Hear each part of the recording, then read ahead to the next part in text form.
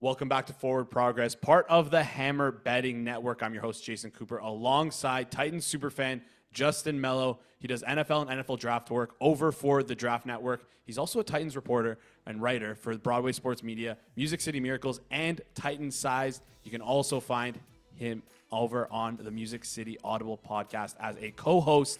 Go check him out on Twitter. Go check him out on X at JustinM_NFL. Today we'll be covering everything you need to know about the Tennessee Titans in 2024. But before we get started, quickly, I want you to comment below how many wins you think the Tennessee Titans will get in 2024. Let's jump right into it. The Titans finished with a 6-11 record last year. Moving on from Mike Vrabel after his 5th season with the team. Justin, before we get into 2024, give me one word or phrase to describe the 2023 Titans season. Well, I'd probably go with problematic. I think there was sort of this half-measure approach all around, right? We knew Ran Carthon was the new general manager. He had inherited the head coach in Mike Vrabel. There seemed to be different philosophies and some butting heads, which, we knew to be the case at the end of the season when everything came out, when they decided to move on from Vrabel, right? They had Ryan Tannehill, they had Derrick Henry, aging players on the final year of their contract. You just couldn't quite figure in if this team was all the way in on a rebuild. They drafted quarterbacks in back-to-back years with Malik Willis and then Will Levis. You just couldn't figure out if they were all in or rebuilding, and it seemed that half-measure approach is sort of what led to a half-assed season, if you will, finishing 6-11. Before we get into the next part of the episode, just want to give a quick shout-out to our sponsors over at Pinnacle. Pinnacle is the world's sharpest sportsbook, offering competitive odds for 25 years. If you're looking to bet on the NFL, NBA, NCAA football, or any sport for that matter, you should have Pinnacle as one of your available outs. Bet smart, bet Pinnacle. Must be 19 plus, and please play responsibly. Yeah, fair enough. Ran Carthon inherited that team, and he's done a lot of work this offseason. If we flip over and take a look at some of the ads and the losses, seems to have potentially reshaped the identity. Some key ads I've noted are Calvin Ridley, of course, Tyler Boyd, Chidobe Awuzie, L'Jarius Sneed, Tony Pollard, and, of course, their first round pick, JC Latham. They lost out though on Derrick Henry. They let him walk in free agency along with Danico Autry and Azeez Al-Shaair. If you take a look at those key ads, the Titans added a lot on offense this past offseason, especially in this high-end skill position, right? They added Calvin Ridley, they added Tyler Boyd, they added Tony Pollard, like we just said. They've done kind of everything to help Will Levis so that we can get a better understanding of who he is as a player, including a new offensive-minded head coach in Brian Callahan. So my question to you is, what are your thoughts on these additions of these skill position players? And do you think that this offense, if Will Levis ends up being pretty good, can be, let's say, a top 10 offense? Well, I think they're certainly comfortable with some of the positions they add, right? You talked about Calvin Ridley and Tyler Boyd. For example, if you look at the advanced metrics from last season, when it comes to creating separation at the wide receiver position, when it comes to the drop rate, Will Levis suffered from both of those things quite a bit. They had one of the worst receiver rooms in all of football. They had DeAndre Hopkins and really nothing else. So they went out and added a couple pieces, as you said. They've done some things to improve the offensive line as well. Of course, Brian Callahan is going to completely reshape the identity of this offense. You're going to see a pass-happy offense by all indications. That's why they went out and got the weapons. That's why they hired Brian Callahan, who helped Zach Taylor oversee a pass-happy offense in Cincinnati. And honestly, it's also why they let Derrick Henry go. They just didn't see that ground and pound approach, suiting their new offensive needs. So a lot has to go right, for this to be a top 10 offense. Of course, Will Levis has to take the step forward. You've got to see some of the offensive lines got to come together. But I love what they've done at wide receiver, giving them 3, high-level options in the passing game. You're going to exit the 2024 season, hopefully, with a clear answer on whether or not Will Levis is a franchise quarterback.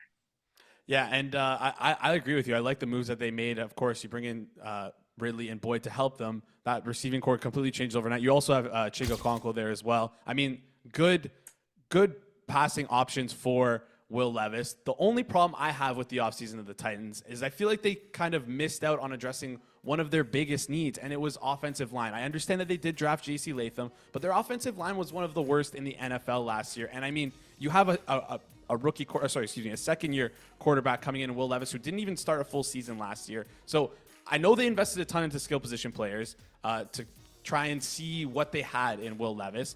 But are you worried at all that this offensive line might hinder Will Levis' success in 2024? Well, I think you're forgetting one acquisition. They did sign center Lloyd Cushenberry to one of the biggest contracts in all of free agency. One of the highest paid centers in the league now. So they could have done more. But I think when you look at, JC Latham's going to be the left tackle. They've had the worst play in the league 2 years in a row, in my opinion, at left tackle. So it's hard to imagine them getting much worse there with a top 10 pick. They feel really good about Peter Skoronski entering his second year at left guard. If you're not familiar, Skoronski had an appendectomy in the middle of the year. He lost like 20 pounds in the middle of the season. Like, it was a brutal situation for him. They're really high on him as the 11th pick last year. And then you bring in Lloyd Cushenberry, one of the better starting centers in the league, via a 4-year, $50 million deal. I think you feel really good about the left side of that offensive line to center, but certainly there are some major lingering questions on the right side. In fact, it looks like they're going to enter training camp with two big questions at right guard and right tackle, and they're going to hold a wide open competition from what I'm hearing at both those spots, right guard and right tackle. They're probably going to have two new starters, if I had to guess, at least from last year, primary starters from last season at both those spots. So there are still some questions there, and the young guys got to reach their ceiling.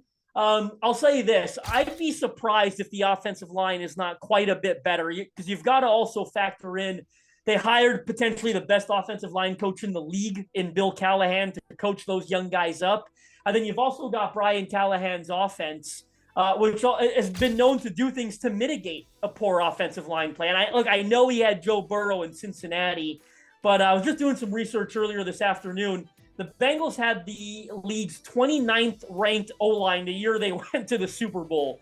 I think Brian Callahan and Zach Taylor did a lot of things to sort of mitigate that. They get the ball out quick. That's the way the offense is designed. So I think they'll get better. I don't think the unit will be so bad that it's going to completely hinder Will Levis in 2024. Let's flip over to the defensive side of the ball. I really like what the Titans kind of did on defense. They kind of reshaped the look of their defense, right? The two key players who they let walk were on the edge and linebacker Azeez Al-Shaair, Danico Autry. But they bring in two really good cornerbacks in Chidobe Awuzie and L'Jarius Sneed. They also kind of hire a defensive coordinator in Denner Wilson, who's been a defensive backs coach almost his entire career throughout the NFL. So what are your thoughts on the direction of the Titans kind of allocating more assets to defending the pass in 2024 after they were, I think, the 30th in EPA allowed per drop back in the NFL last year? Yeah, well, they needed a major injection of talent in the secondary, specifically at cornerback. Guys like Christian Fulton, Sean Murphy-Bunting, they just weren't really getting it done anymore for that secondary. So you acquire two big-time corners, one of them through trade in L'Jarius Sneed and one through free agency in Chido Awuzie. I think this cornerback room has the potential makeup of one of the better rooms in the league, at least the top three, because then you factor in that Roger McCreary is going to be the nickel. McCreary's been a very good player for them, probably their best corner last season. And now you factor in he'll be able to play nickel on a full-time basis, which is his most natural position. They were asking him to play the boundary on occasion out of necessity last year. So it's going to help him being, kicking inside on a full-time basis. Cornerback 4, cornerback 5. I think there's still some depth questions there, but you love the top three. I'll be honest with you. I've got more questions on some of the other defensive spots. I'm not convinced they've got everything they need to be as good as they can be this year. But when it comes to reshaping the cornerback room, I think it's very obvious, right? You now play in an AFC South division that has CJ Stroud, Trevor Lawrence, and Anthony Richardson, like three extremely talented young quarterbacks. You're going to have to focus on stopping the pass. Hell, a few years from now, if you want to go far in the AFC playoffs, you got to deal with quarterbacks like Patrick Mahomes, Josh Allen, Joe Burrow, Justin Herbert, so on. So they really, really needed to reshape that room, and I thought they did a great job this offseason. Yeah, I'm just curious to kind of pluck at that. You dropped a little thread there. Who do you feel like what areas, did you feel like they didn't really address that you would have liked to see them address this offseason on the defensive side of the ball? Well, three spots that stick out to me right now. One of them is edge. They lost Danico Autry to free agency. He led the team in sacks last year with 11.5.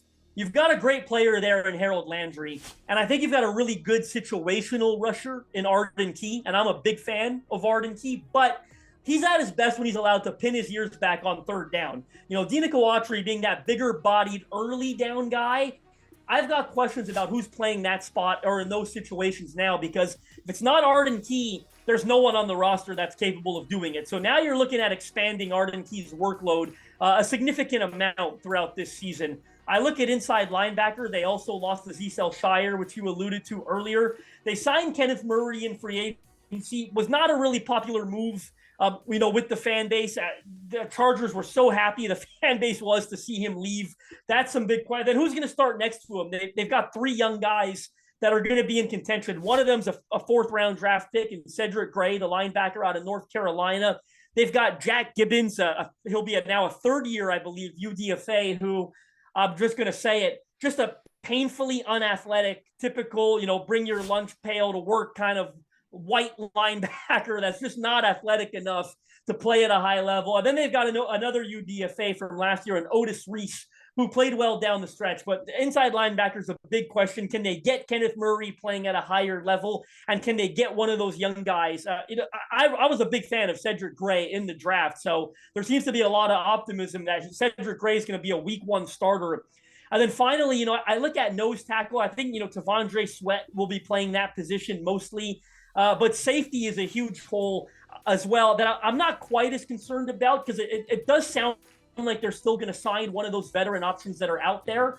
But as of now, you've got Amani Hooker. They traded Kevin Byard midseason last year, and they still haven't replaced him. So I think you're going to see Marcus May or Justin Simmons sign with this team and start opposite Hooker before training camp marks its arrival. But as of now, safety is another one of those concerns. So they got a couple holes still. I don't know that you're finding an edge or a linebacker that's going to fill those needs. So there are a couple questions here in this defense. Yeah, and you kind of alluded to my next question here. I was going to ask you, you're very knowledgeable when it comes to the NFL draft. And, of course, you talked about T'Vondre Sweat and you talked about Cedric Gray as, they lost linebackers and defensive tackles. And I was wondering if they could use those players to kind of fill those holes that you mentioned. So I guess the Titans had 7 draft picks in 2024, and I want you to tell us a little bit more about the draft picks. I know you just touched on them a little bit here, but is there any that you think that can come in and get reps in their first year? You mentioned T'Vondre Sweat, you mentioned JC Latham. Is there anyone else you think who can get reps in their first year? And then also, is there anyone from this draft class that some people in the public might not know about, but for the Titans you really, really are excited for? Yeah, so I'll kind of just recap the whole thing again a little quickly, but JC Latham, plug and play at left tackle. They've essentially already told us that he's switching from the right to the left, which is an interesting thing to monitor. Played right tackle at Alabama. They're kicking him the left tackle. And they've got the world of confidence that he's going to pick that up, no questions asked. He did play it in high school at IMG Academy in Bradenton, Florida, so there is some experience there. T'Vondre Sweat is going to be the D tackle that I'm guessing garners the majority of reps next to Jeffrey Simmons. They lost a nose and Tier Tart midseason. But Sweat, I think they're probably going to limit the snap count a little bit to keep him fresh. He's a 350, 360-pound guy. They did add Sebastian Joseph Day in free agency. So I see those two guys kind of splitting reps next to Jeffrey Simmons. I talked about Cedric Gray being potentially plug and play. Honestly, I wouldn't be shocked if he's their best linebacker this year. Mm-hmm. That's both a compliment to Cedric Gray and a negative to everything else that they've got in the room. He's a guy that can play in coverage. He's got a wide receiver background. He's athletic, sideline to sideline. My favorite pick, potentially one that I didn't get to touch on that I will now, was actually the cornerback out of Louisville, Jarvis Brownlee Jr. I was a huge fan of picking up this guy in the 5th round. I talked a lot about him pre-draft. I knew the Titans were high on him based on sources that I spoke with. This guy's a dog, man. You turn on the tape, he's just nasty. It's almost unrealistic. Like, he wants to line up and play press man coverage every rep and throw you to the ground. Like, there's just the physical approach, the aggressive mindset that he plays with. I think he's their 4th best corner, which, is good for him and it's good for them. They're not going to put a lot on his plate to start. But I do think he'll be number 4 in the pecking order behind the obvious 3 starters that I say 3 starters because nickel's the new base defense, right? Let's be honest. So behind the 3 starters that they've got, I think he's number 4. But really, those 5 picks, those 4, Latham, Sweat, and Gray specifically, I see playing a lot of ball this year. I see Brownlee getting into the rotation because no one makes it through a season with 3 healthy cornerbacks. And then I see Jaquan Jackson, the 6th-round wide receiver out of Tulane, probably being the primary kick and punt returner this year. That'll be interesting to watch. Appreciate you just touching on that because I know you're big on the draft scene, and I can tell you're very knowledgeable about it. Let's flip over to the expectations. Right now, if we take a look at the odds presented by Pinnacle, we've got the win total for the Tennessee Titans at 6.5, juice towards the under. The odds for them to win their division is plus 928. AFC champion 70-1, Super Bowl 156-1. Pretty deep down on the board when we talk about futures. This is kind of an inflection point, for the Tennessee Titans this year. Kind of rides on the success of Will Levis. What happens with him will dictate what will happen to this team in the future. So I'm curious, what do you think of the ceiling of Will Levis? Do you think he can hit that ceiling in 2024? And what are your expectations for the Tennessee Titans in 2024? Well, I'll say this. I'm a big fan of the player, and it's not just because I'm a Titans guy. I was a fan of his coming out of Kentucky. I evaluate quarterbacks with a couple of things in mind, and this is why I didn't understand why people didn't like him a bit more. Is he big? Check mark. Is he athletic? Check mark. Can he read defenses from the pocket? Check mark. He ran a pro-style system there in Kentucky. Does he have a cannon for an arm? Check mark. Can he thrive both inside and outside of structure? Check mark. I think we saw him do that enough at Kentucky and enough for the Titans down the stretch of the season. So I think the baseline traits are all there. What he's got to hone in is some of the hero ball, right? Like he had his average depth of target last year was like 11.4. It was number 1 in the league, and it was number 1 by like 2 yards. Like his love for the deep ball probably has to be reined in a little bit. I mean, I love that he looks for the big play. I think explosives is what wins football games nowadays, right? Josh Allen throws a ton of interceptions, creates a ton of turnovers. The Bills don't care because he generates explosives, right? Like it's just, that's the way you win football, at least on the offensive side of the ball. So I do think they got to hone that in a bit, get him to play within structure, get him to go. I don't think he's got an issue going through his progressions. It's just a matter of going through them and taking what the defense gives him with a bit more success. Titans fans are pumped to have Brian Callahan as the head coach. Coach Callie, if you're familiar with his history, quarterback guru is what they've called him. And now I'm not going to give him credit for all of these because that would be silly, but the facts are he worked with Peyton Manning in Denver. He then worked with Matthew Stafford in Detroit, Joe Burrow in Cincinnati. He's got a great resume of getting the most out of quarterbacks.